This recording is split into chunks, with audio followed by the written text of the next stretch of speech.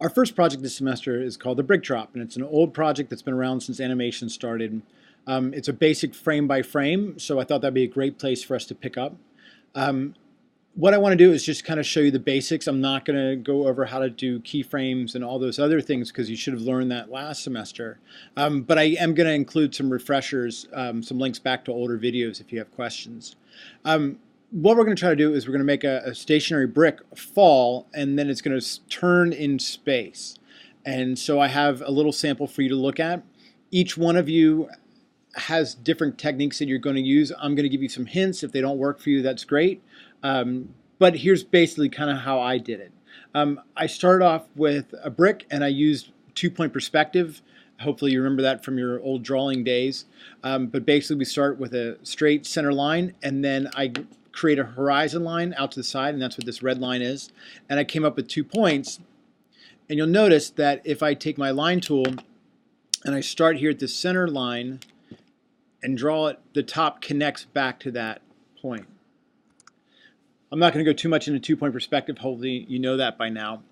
And then what you want to do is you want to create an environment. You want to kind of think about why it's falling. In the past examples, you saw a cat knocked one over, you saw that a cannonball knocked one over, and then a ball hitting the wall knocked over the brick. So remember, we are trying to make a brick fall, but we're trying to make a story out of it. Why did it fall and where did it end up?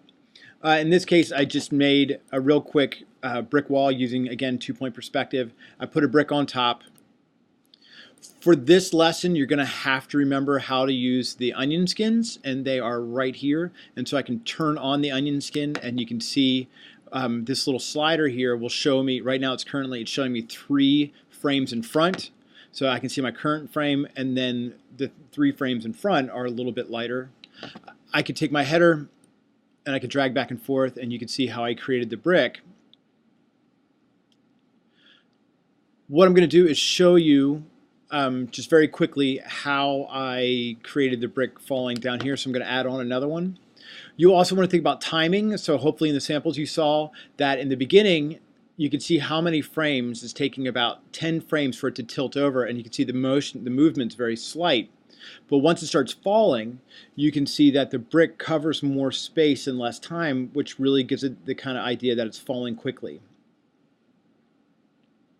So what I'm going to do is I'm going to take my current brick here, and I'm going to hit F6, and I'm going to rotate it slightly,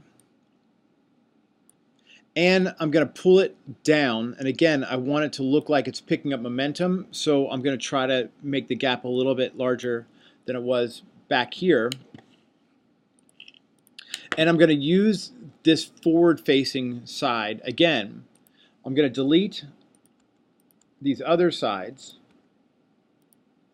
and then using 2-point perspective, I'm going to start here on my horizon line, and I'm going to connect to the corner, connect to the corner, connect to the corner, and then I'm going to figure out the depth of my brick, which should be somewhere maybe around that deep, which I can always adjust later, and I'm going to parallel that line as well.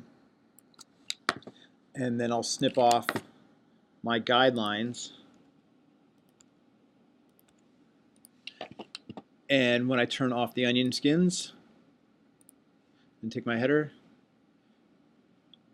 you can see like it looks like it's really falling. And I can hit Command Return, which is preview. And so you can see in my preview, the beginning section looks pretty nice, but then it maybe moves a little bit too fast. So what I may do is go in and add in some frames to kind of slow down the brick fall. So your mission is to come up with a story as to why the brick's falling and figure out a way to make the brick look like it's spinning 3-dimensionally. And so think about characters. If you want, you can think about how it could loop over again, so the brick gets picked up and put back on the wall, or that's really kind of for you to create. If you have any questions, please email me. If you have ideas you want to run by me, by all means, I'm available. And I could give you some extra help on the drawing tips, but I really want you to try it first. If you're having troubles, then please just email me the FLA file so I can take a look at it and maybe give some suggestions. Okay, that's project number 1. Good luck.